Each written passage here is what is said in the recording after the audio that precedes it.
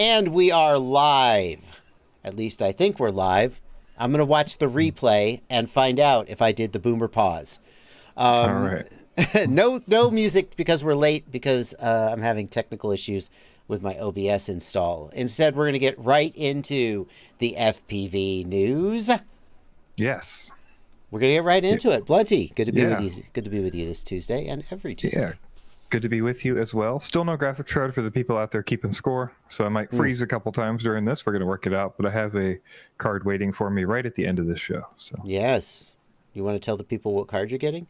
Yeah, I got the scam card that everybody says not to buy, but if you actually do the math, it's the best card right now on the market if you have to buy a card, which is 4070 Ti. So, because it's $800, it's $800, but if you do the math, like 4080 makes no sense, 4090 makes no sense, and if you want to get into 40 series, that's what you got to buy. So. Interesting. And I, when I heard you were getting a 40 series, I was like, oh, Mr. Big Shot with the 40 series. But your last one was a 20 series, and I think that, I mean, if you owned a 20 series for like 5 years, you're entitled to any graphics cards you want, man. It was the most expensive 20 series, but it wasn't. But yes. Like before I got a 3080, I had a 1080 Ti, which is like a baller card. I probably could have kept it. You know, so like when I upgraded, it was like, but if you owned a 2000 series, you already wasted all the money in the world. Yes, I spent $1,200 on my last card, so in fact, the 800 doesn't feel bad. Some people would call into question your judgment about the 40 series, given that you bought the most expensive 20 series. But yeah, that's probably true. I could not spend $1,600 on a car. No, literally, I'm sure. Yeah. Anyway, we're going to struggle through our technical issues. I had technical issues on Sunday's stream as well. Monday went smoothly. I had high hopes. And we are going to get to the FPV news. Russian fishing with ray tracing. Oh, yeah. DLSS 3. All kinds of good stuff. We are going to get to the FPV news. We are going to start with our public service announcements, our PSAs. And we have just one public service announcement today. And it relates to multi-GP. Yeah. Multi-GP, we want to remind you, we talked about this last week, but it is important. So please don't forget to do it. If you ever consider flying the GQ at any point in real life, or if you want to make sure that the GQ everybody gets to fly is a good one, we would encourage you to go check out these 8 tracks by these 8 creators. You can fly them all in Velocidrone and give them a shot. And yeah, pick your favorite ones. And we also this week have an addition to the conversation here. We've got a video by Mr. Limon. Running out of time to cover this. Ivan, who took us through some thoughts about his thoughts about multi-GP, and he says they're probably not deserved and nobody wants to hear them, but I don't disagree agree with that. I think they're great. I think they're great considerations, especially if you're not a racer. They're cool things to think about, ways to consider. He basically explains knife edge gates, why he doesn't like them and what he thinks about them. He talks about stacked gates and having to build those on the track. That can be a deal for groups to be able to do and stuff like that. So some great insights. One thing I really thought was cool and a good consideration I would definitely recommend it for next year is anonymize the tracks. Agreed. Anonymize the names, so you're just getting 3-letter tracks where they're just a track you go fly, and you don't have any idea who made them or why or how, and you're just picking the best tracks. There's no popularity contest, so I think that's a cool idea.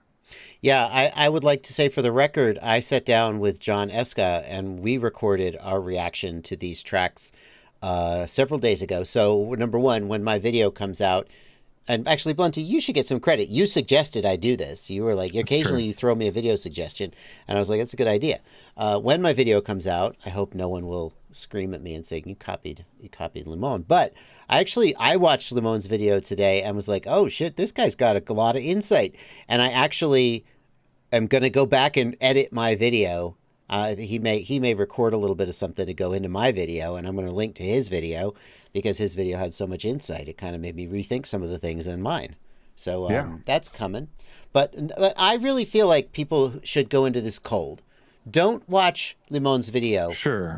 Do watch it, but don't watch my video. First, go into Velocidrone, race all of the tracks, get 5 or 10 laps at least, maybe more, maybe, just get a feel for the tracks and form your own opinion before you then go listen to what other people say about it and see if they Yeah, notice just things you didn't notice. The one important thing to remember is you're in a simulator and people will be flying these for real.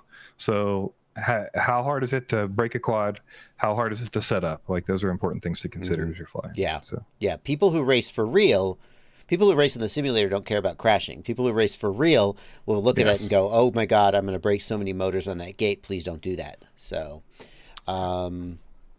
is there a risk, Blunty, of us like encouraging people to go vote? A whole bunch of people who will never fly the track in real life go do it on the sim and vote, and then they vote for like a sim favorite track that maybe the real life racers will hate. Oh, I never. I mean that. I would say that draws into question the process, not the. You know what I mean? Like, that's the way I would go with it. So. Yeah.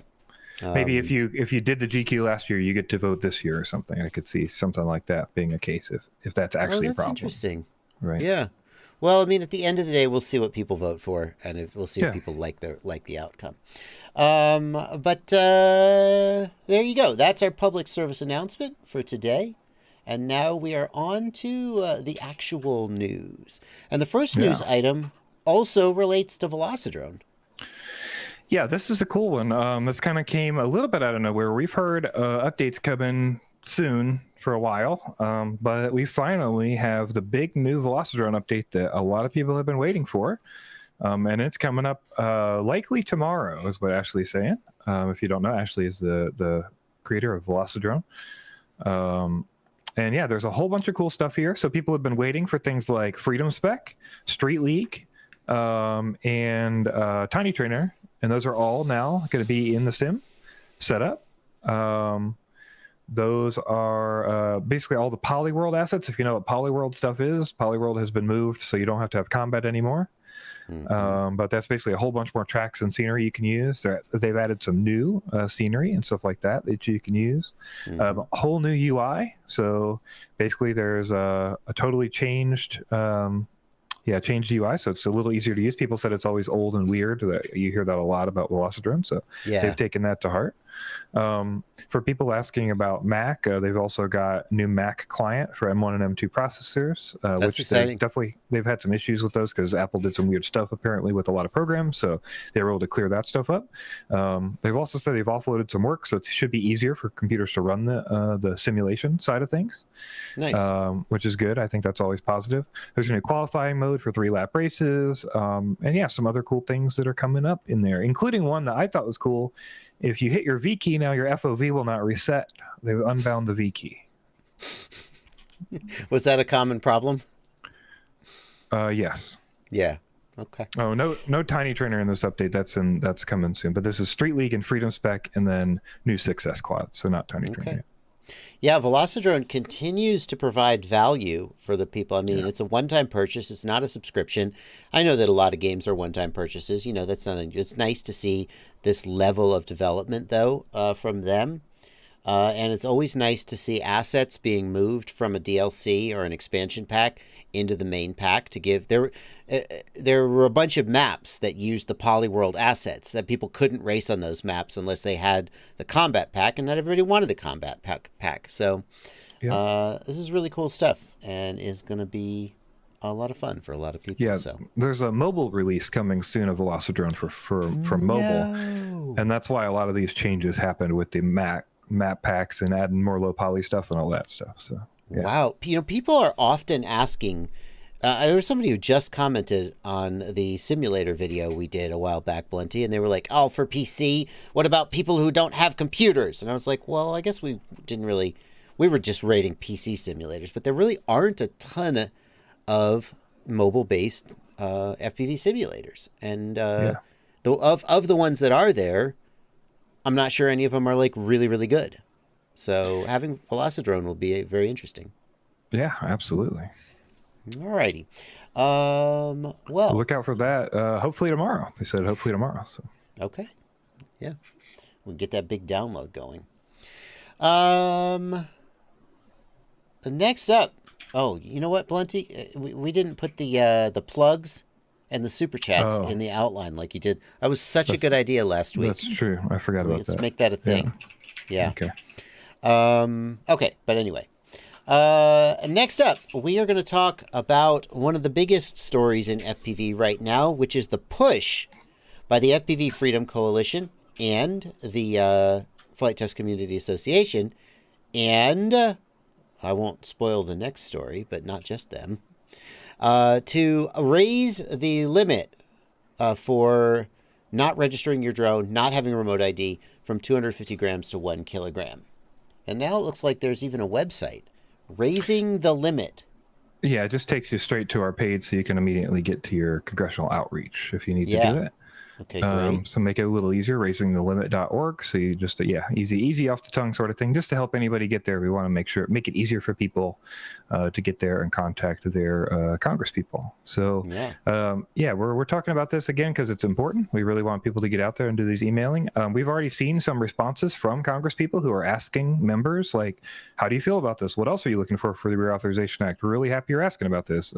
One person is scheduling a call with their congressperson. They've asked to get on a call with them and try to figure out what their feelings are and stuff. So we're definitely getting some feedback from this, and it's looking good. So you did a video on this as well with me, Dave, and Josh Bixler, and we talked about the 250 gram Genesis and where all this stuff came from and how crazy it is that this is even a thing.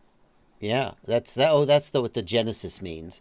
The origin of it. I got you. Yeah. That confused me a little bit. And I should say, Blunty, I released that long interview we had. I also have another video with a very short and pithy call to action that I haven't put out yet. So there should be another push, hopefully. Are you reaching out to other creators? I mean, I'm it's nice. I was glad to be included. But certainly there are a ton more voices in the FPV community. We sent around 30 or 35 emails, something like that, maybe 40. But I didn't get a ton of response yet. So all right. I was hoping for more back than I got. I'm going to start annoying people. Just give me the list of names and I'll start annoying people and try to get them to do it. Because I don't know why the frick you wouldn't be on board with this. I don't know. I don't know why the frick you wouldn't be on board with this. So, great. If you have not done this yet, or if you have no frickin' idea what I'm talking about, yes, the single biggest thing you can do is go to raisingthelimit.org. And that takes you to this page on the FPV Freedom Coalition website. And follow the links below to find out who your representatives and your senators are. And send them this letter. It takes literally 5 minutes, maybe 10 minutes. And if you want to go deeper, there's videos linked in the video description talking about, who, what, when, where, why. But the short version is, do it for me. If that's what it takes, just go do it if you haven't done it, please. And help get the word out that other people should do it. We need a movement here. It's important because even if you don't care about the rules, the less rules for everybody should be good for you if you don't care about the rules. You know what I mean? Like that's the way I look at it, is that if you don't like the rules, then help us get rid of them, right? By sending your letter to your Congress people. This is what we're supposed to be doing. This is how the country is supposed to work. We're supposed to contact our representatives, make sure they represent us properly, and that's what we're attempting to do. And that brings us to our next story, which is super exciting.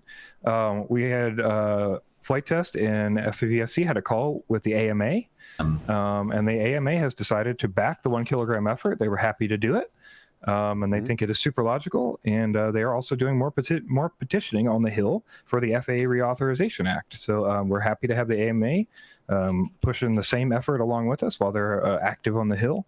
We're very excited to see that. So we have staff members, we have a group of people we're sending our information to, and they're working with their people at the government as well. So it looks like we're hopefully going to get this on the docket. And so far we've only heard good things. I'd love to see XJet here in the live chat of this AMA. He, for all the times when he has rabble-roused, and I've been a little bit annoyed, maybe, at who he's pointing his ire at. I'm super happy to see him in this, giving hell to the AMA and keeping their feet to the fire. That's good. Now, Blunty, they what level of commitment have we got here on a scale of I'm a politician and my words mean nothing to I have actually committed in a meaningful way to take meaningful action to accomplish this? We don't have any idea because the AMA works privately on the Capitol Hill. They just let us know they're working out there and they're talking to whoever they're talking to.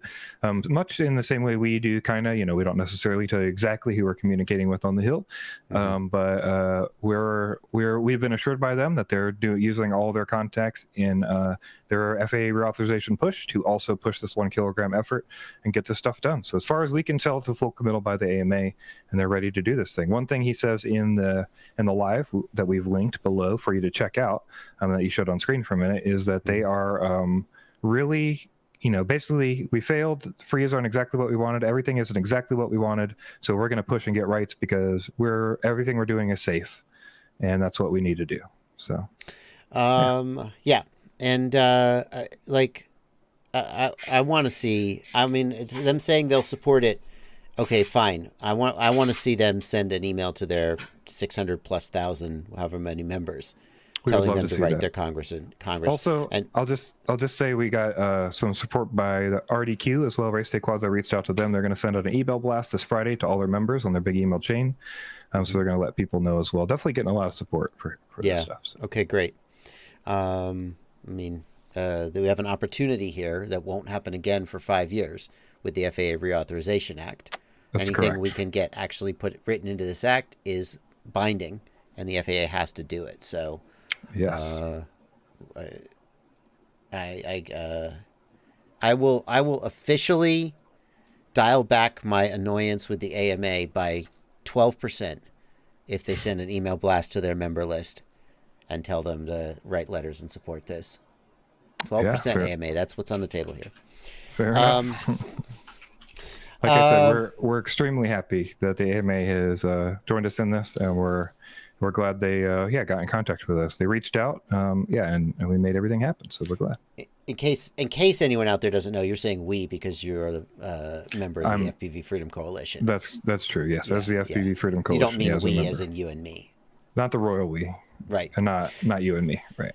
I have hesitance, and I don't know how much I should talk about this because I don't want to spoil it, but I have hesitance because I worry that the AMA will say, yeah, no, guys, we're on board. Yeah, because you guys essentially, by throwing out this amazingly good idea, I feel like you gave them no choice but to say, yeah, we're on board. If they didn't say they were on board with this, how could they justify that decision? They couldn't. So they say, oh, yeah, we're on board. But actions have to follow, and I'm just waiting for the other shoe to drop, and I don't know what it's going to be, and I hope it doesn't drop. I hope they're on board. So, okay. I have to,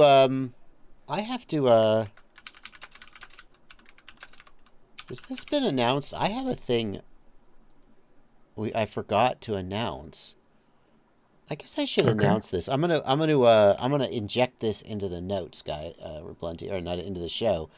Steve Tricks in the Discord just asked about this, and I thought, well, that's the kind of thing I could have put on the news. So let me make sure I get the time right. This Thursday at 7 p.m. Eastern, for members of the Rotor Riot Quad crew, I will be doing a private live stream. It's just essentially a video hangout Q&A, but it is a much smaller number of people. Everyone can be on video, so it's kind of like a Zoom call. I'll be doing that. I did one last month. I'm doing another this month. Basically, I don't know if it's quite once a month, but basically once a month. So that is coming up this Thursday at 7. And I don't know if it would be worth it for you to pay the whole price of the Quad Crew membership just to get on that live stream. But if that's something you might be interested in, you can go to rotorriot.com and check out the Quad Crew annual membership. 7 o'clock this Thursday is when that'll be. Okay, jump back on there. Yeah. Steve, to answer your question, I'm going to be talking about whatever people want to talk about. I just hang out. Yeah. Okay. Well, this is a good time maybe to also go ahead and roll into our plugs. Oh, So okay. Yeah, Yeah. let's do some plugs. So we don't do ads on the show, but we do plugs for our own stuff. So the first one up is fpvknowitall.com, which is your website, where you can go check out your ultimate FPV shopping list. A great place for new or old drone pilots to check out and see what they might want to purchase, what you recommend, and what the best things are right now out there. Yeah. Try to focus on helping you make a safe buying decision. It's not always the latest and greatest, because sometimes the newest stuff has surprises. Try to help you make a good, solid decision that you can rely on, with a lot of educational material and discussion. That's fpvknowitall.com. And, of course, all those links are affiliate links. Well, not all of them, but most of them are affiliate links. And so it's a great way for you to help support the work that we do here, just by clicking those links before you do any of your shopping. We can also tell you about ItsBlunty.com. ItsBlunty.com is Blunty's website, where you can sign up for his Patreon if you want to support him. Most of the people who do that probably are people who you help on the Discord server, I would guess. Blunty, would you agree with that? Yeah, that's typically the case. Yeah, people I help in private chat or on the Discord who I don't end up billing for a call or something will often just throw me a few bucks on Patreon. So. And then we've also got the ability to do one-on-one calls for about $50 an hour. A lot of people ask, what does it take to get on the phone with you? And the answer is $50 an hour for Blunty. And yeah. Oh, happy to help you with any issues you've got, or just so you want to talk about, what you're trying to figure out or anything like that. I'm happy to help you. Also, can definitely tell the season's starting up and it's getting warm out there because the troubleshooting calls are ramping up. In fact, Antoine in the chat says I need one-on-one phone support. Antoine, you can sign up right there. And and I always encourage people to do it. Sometimes people ask me, Bardwell, can I get on the phone with you? And I always encourage them to get on the phone with you, because you're cheaper and just as smart. Thanks. So, maybe it's Some people would call that a rates issue. I would call that an opportunity for people. Yeah. Let's see here. Oh, and lastly, searchfpv.com. Searchfpv.com. I'm like Linus with a water bottle with my searchfpv.com plugs. Is a multi-store FPV search engine. You can pick which stores you want to search. You can pick stores in a particular region. And then you can also filter by in-stock or out-of-stock items. I was just working on a review of the Recon F4. Let's see. Oh, I didn't select any stores. That's not going to work. Ha ha! I broke your website, Eric. If you don't select any stores, we get an internal server error. Live bug testing. Let's pick some stores. In stock in the United States. Boom. That's okay, well, none of these things are the Rick and F4. Race Dickwads, what's going on here, buddy? We are, of course, subject. We use the store's search facility to do the search, so I don't know what's going on with those results. GetFPV has some results for me, though. Yeah, anyway, so you can search for stuff and find it, compare prices and so forth. Searchfpv.com. Yeah, and he says, last but not... Yeah, go ahead. Go ahead. Last but not least, we got Joshua Bardwell Livestream Clips we want to tell you about. If you don't know, we put clips from this stream, and we put clips from your other Q&A streams on Sunday and Monday onto the Livestream Clips channel, where you can check out, what you might have missed, some interesting information. Can we take shorts off here? The shorts bar is the top, but there's like no shorts, and I hate shorts anyway. Fair enough. Let's get rid of that. Unless you're going to keep making shorts. No, I think YouTube kind of forced that, so I will. Get rid of that. I hate that. Yeah. By the way, I think the FTCA page is the same way, and I meant to mention it. Just is not. I don't think it's a good look. I don't know. I guess it depends on what kind of content you're making. True. Yeah. So anyway, highlights from the live streams. Get on over there and subscribe. All right, let's get back to the news. Yeah.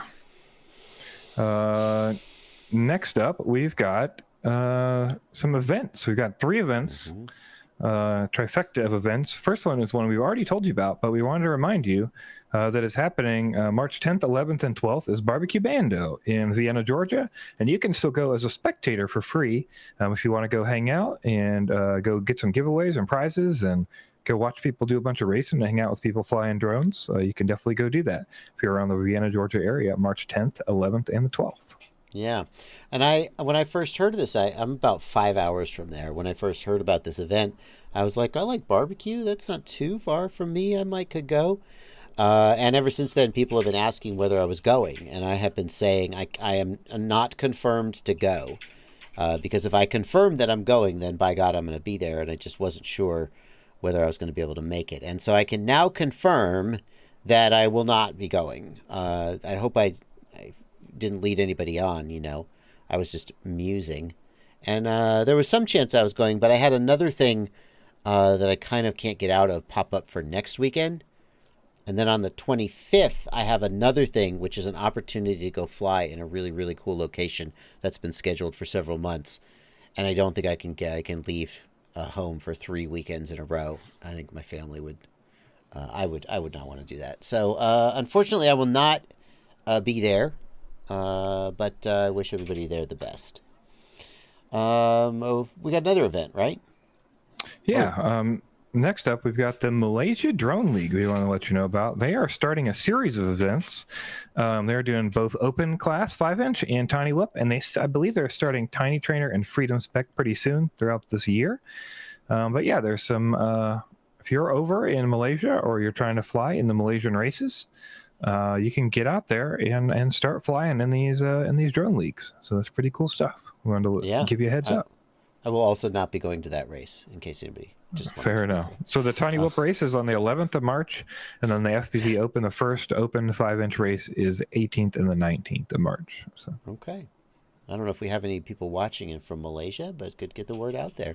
I always like to hear about drone. I mean, obviously I keep up with the USA, and sometimes you hear about events in Europe, but man, there's drone events, FPV events all over the world that we just don't know about because we're just not tuned into them. And it's so cool to hear about drone events from those other areas. Yeah, this is just a reminder. If you have any event, we're happy to share it. If it's a drone event, we want to let people know what's going on and where, because people are always asking, or they're saying like, "Oh, this happened near me. I can't believe that. I didn't hear about it at all." So.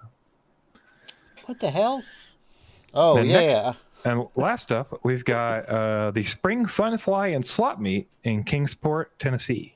Kingsport, Tennessee. I've been there. I went to the Kingsport Raceway and got kicked out for flying while cars were on the track. To be fair, the guy I was with said that we had permission to fly there. Turns out he was wrong. There you go. Fair enough. They were nice about it. Yeah, so that's going to be on... when is it? When is the event? April the 29th. Oh. There we go. April 29th at 9 a.m. To 2 p.m. All right. Very cool. Yeah, go check it out if you're in the area. Don't miss out on a local drone event. Okay. Yeah, the lady came over and she was like, "Are you the ones flying the drones?" And he was like, "Yeah, yes, ma'am, we are." And she was like, "Oh, okay, yeah. Can you please don't do that. You could distract the drivers." And he was like, "Oh, okay. I been here before." And she was like, "Yeah, we thought you were our drone pilot." They had he had flown there before. No one had bothered. No one had asked him questions. He was like, "I guess they were cool." So he didn't exactly have permission. And it turns out the reason they hadn't hassled him was because they didn't realize he wasn't their drone pilot. And when they found out he wasn't their drone pilot, they were like, "Oh, no, you can't." But he recently actually reached out to me, and he was like, "Hey, I got a hold of somebody there, and they said we can fly there again." So I was like, "Oh, okay, it's pretty cool." Nice. Mazil alias says, "You're famous here in Malaysia. It's 7:30 a.m. We do have at least one person from Malaysia watching right now. Fair enough. The one who submitted the race." Okay. Next, now I haven't seen this next video, Blunty. I have saved it so I can react to it sincerely here on the stream. What are we about to see? Oh, yeah. So basically, this is just a great video about. So for people who don't know, you're your gyro / accelerometer, your gyroscope in your quad, uses what's called a MEMS that monitors acceleration and rotation. And they're basically these little like arms and combs and things that move around with motion, and that cause the gyroscope to read your movements in accelerometer and gyroscope outputs.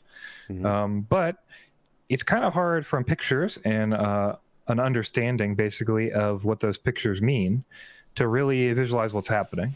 So this guy has taken an effort to do that, and he has gone through and explained MEMS devices. And not only that, but he goes through and shows MEMS devices through 3D printing. So he goes and decaps some MEMS, or some gyros, so you can see the MEMS, and then he traces them out and makes 3D printed MEMS from them, so you can tell how a MEMS works. Now, obviously, we're not going to play his whole 19-minute video. It is linked in the video description. And anybody who wants the deets should go ahead and watch it. But we're going to try and find a couple highlights just to tease you and give me something to react to. So here he's decapping the gyro chip, the IMU chip, basically just cutting off the top of it so you can see what's inside. Oh, yep, looks like always silicone. Fun to cut a chip open. Is it? Have you done it before? I have done it before, yeah. Oh, you know that? I was learning new things about you, Blunty. Wow. Is that the gyro? Yes, correct. Yeah, those are gyro and accelerometer MEMS. So he gets nice pictures of them, does some nice scope and imaging of them. Wow. Oh, this guy's got some gear. And then he traces them and does some 3D printing. Have you got a place where we can see the sort of 3D printing super cool stuff? Yeah, any of those sections there you'll be able to see if you just pop through to like accelerometers. Yeah. Okay. Let me turn the sound on for him too. Okay, so let's talk about the accelerometers first, because they are much simpler devices than the gyroscopes. There are 3 accelerometers, and they're laid out at the top of the device. The ordering, best I can tell, is X, Y, and Z. The job of an accelerometer is to detect linear accelerations in one axis. So if you're holding your phone and you drop it, the phone will feel an acceleration in the negative Z direction, which will be picked up by one of the accelerometers. This is the Z accelerometer for the device. So when you drop your phone, this is what's recording the acceleration downward. It looks complicated, but ultimately there's really only 2 pieces here. So there's a bottom half and a top half. And they function basically the same. He traced look at the bottom half first.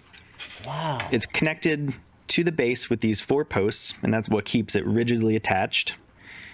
And you can see that the rigid outer sections are connected to this middle intersection by a very thin flexure joint. And this allows the outer section to pivot. Accelerometers work by having a large test or proof mass, which is allowed to move on its own. It's decoupled from the device through these flexure joints.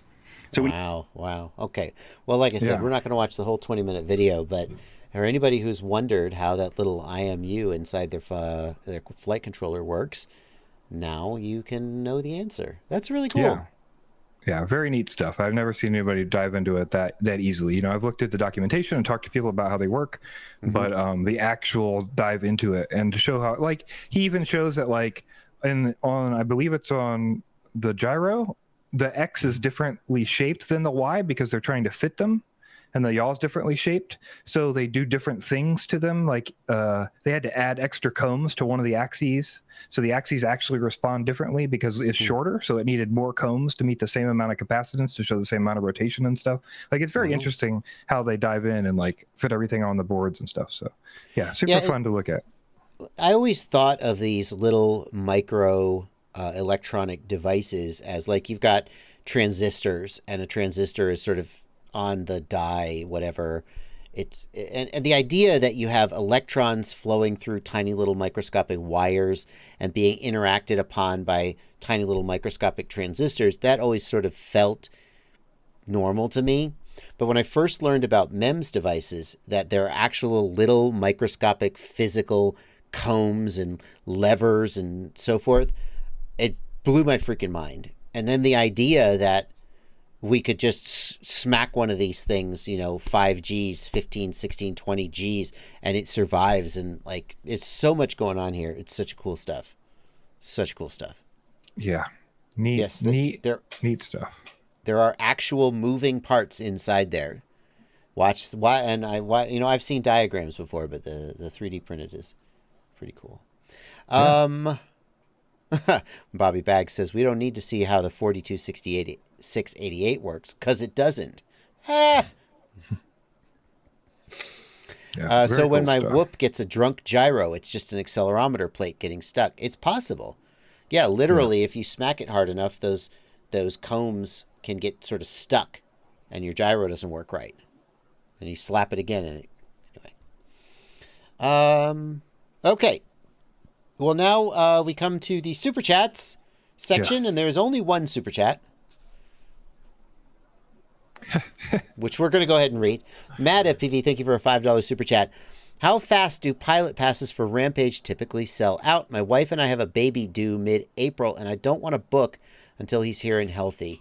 Mad FPV, I don't know how fast they sell out. However, they sell out every time. Like, I guess I'm not 100% sure of that. But if you think you might go in April, can you resell the ticket?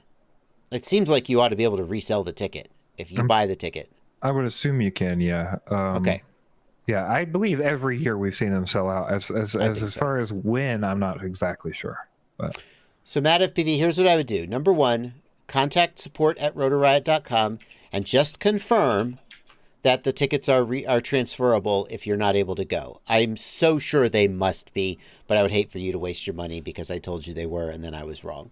And number two, I would buy the ticket today because they 100% are going to sell out, and no one can tell you when they're going to sell out. If you think you might want to go, buy the ticket, and then if you can't go, for any reason, then just sell it and somebody will buy it from you, probably. I will tell you also, if you're like really struggling, Rotor Riot support is typically pretty good. If you ask them when they sold out last year, they might tell you. Yeah. If you're just So, but don't count on that date because they could sell faster. Example, yeah, just to give you an idea for sure. It's going to be a goddamn drift car. Did you hear about this? Mm-mm. They have reshuffled the flight lines, and one of the things they're going to do now is they have hired a drift car driver who is going to, on a schedule. Obviously, he's not going to be going all day. They couldn't afford the tires. But he's on a schedule. He's going to go to some of the flight lines and drift around through the flight line while people chase him. Nice. So goddamn cool. It's so cool. We got a €5 super chat from Hate Eternal Maver.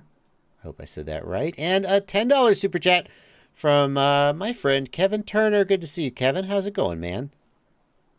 Thanks for being here. There you go. That's it for the super chats.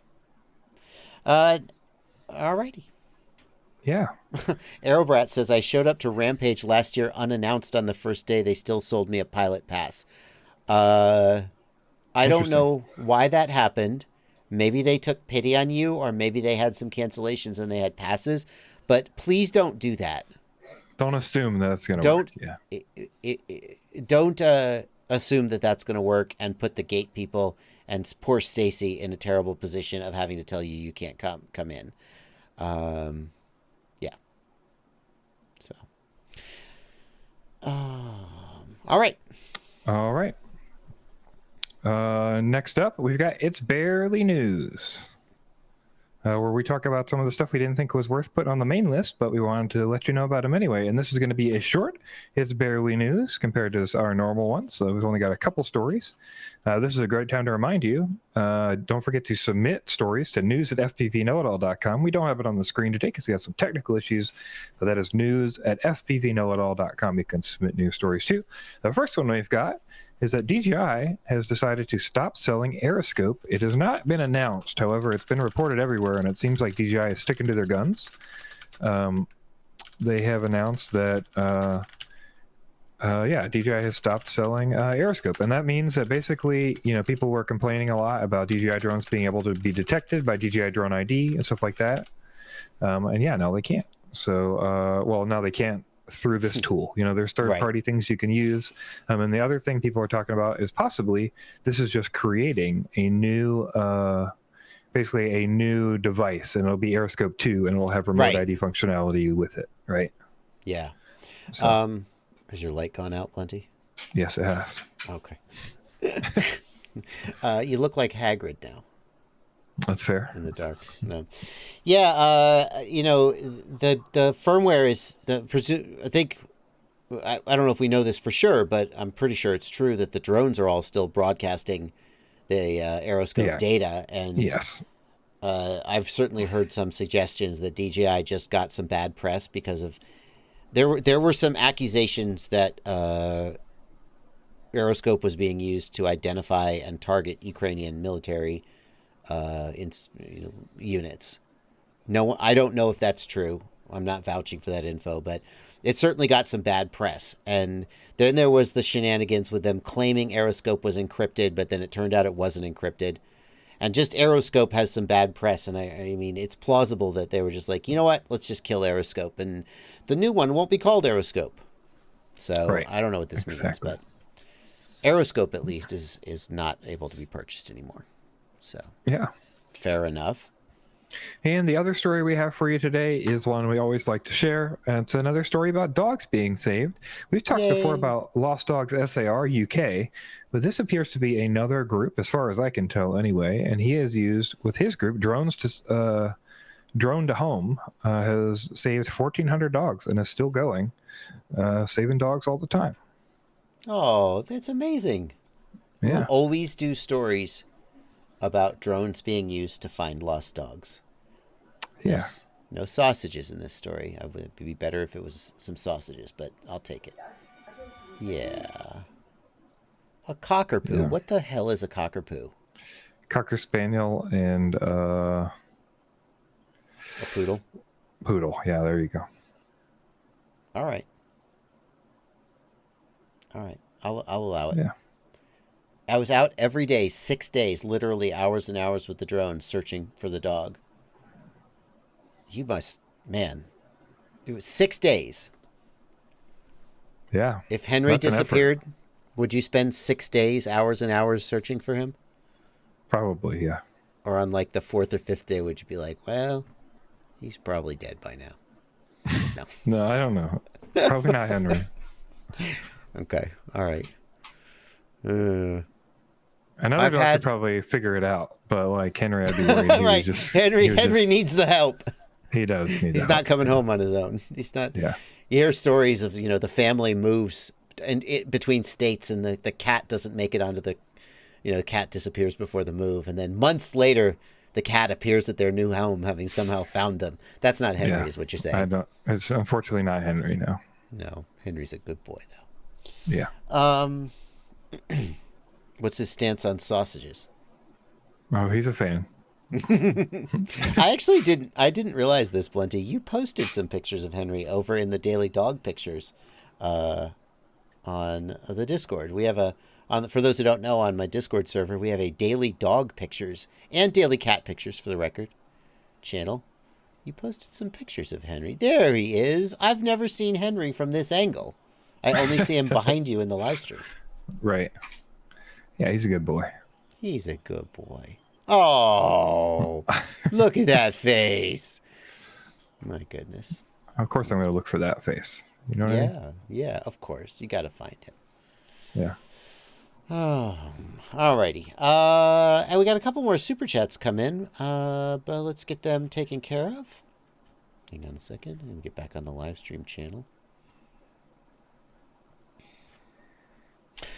Steve Tricks, thank you for a $10 super chat. Steve wants to know if the True RC Mark II antenna will work with ExpressLRS. This is not a Q&A stream, but for a $10 super chat, I can certainly take a minute to look.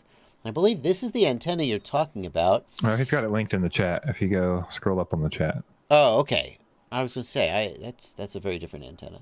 The D-Pole Mark II. What is it originally designed for? TBS Tracer. Oh, yeah. If it's a Tracer antenna, it'll 100% work. Tracer and Ghost, it'll 100% work for ExpressLRS.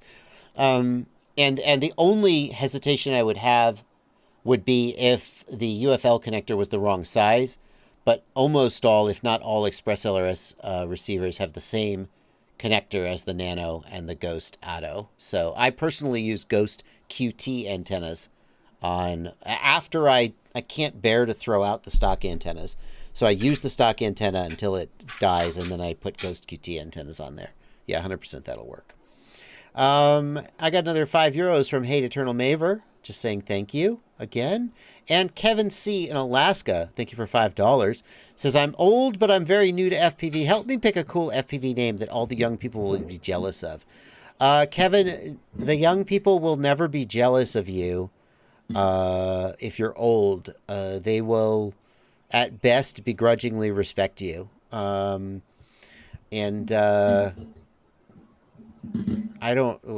FPV name.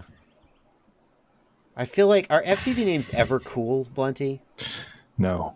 No. The I answer don't think is no. so. I don't think so.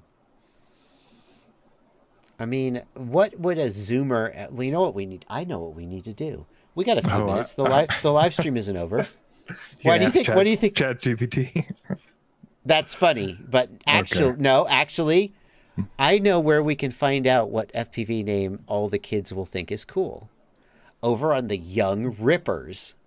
Ah, fair enough. Oh, picks for Bardwell to review. Uh-oh. I haven't been over here in a while. Since March 6th. I haven't...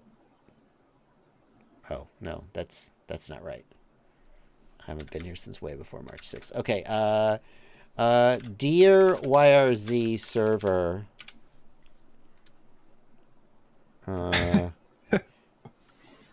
Kevin C. in Alaska asks...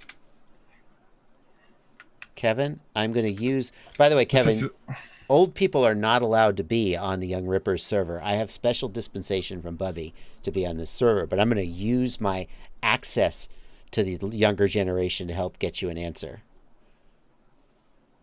Chat is also trying to help. Let's see. What do we got here? Kelevin FPV? Why Kelevin? Clevin. That's a number. I think that's the number from... Is that an office thing? Maybe somebody can tell me. I think that's the number that Kevin uses to balance the books in the office because he doesn't actually know how to do accounting. So he always adds a Clevin. A Clevin. Gotcha. Yeah. Something a Clevin will get you home before 7. Kelevator. Are there any young people currently watching? We've also got Thumb Jammer FPV. Hold My Beer FPV and OK Zoomer FPV. I like Aurora FPV because they have up in Alaska. They have the Northern Lights, I guess. Yeah. I feel like a FPV name is a personal thing. I agree. I would agree with that. It is best in a lot of communities. Like a nickname like that is best given by other people to you. Like I've been told that your fighter pilot call sign is given to you by your squadron and is usually based on something dumb you did so that you will never be forgotten how dumb you were that one day. Yeah.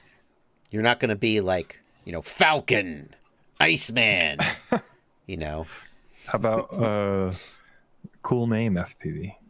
Mm-hmm. Yeah. CB Runner, drones don't ever need to save cats. Cats are always right where they want to be, except when they maybe get stuck in a tree, but then I don't think drones would save them. That's true. No answer from the Young Rippers. They are all taking a nap, or they're out living their lives instead of sitting in here. Fair enough. No answer. You got any pics for me to review? The fuck? What the fuck?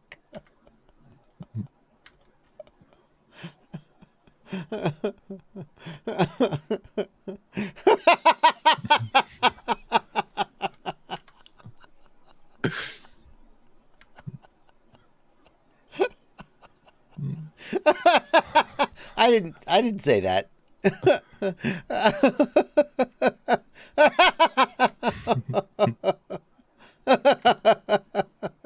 All right, well, this is what happens when this is what happens when the news ends early. True. If you want more of this content, then definitely don't submit things to news@fpvknowitall.com. True. All right, folks, that's going to do it for the news today, though. Thank you so much for being here. Yeah. We'll see you guys next Tuesday, like every Tuesday. Next Tuesday, 6 p.m. All righty. Yeah. Good night, everybody. See you, Blunty. Later, guys.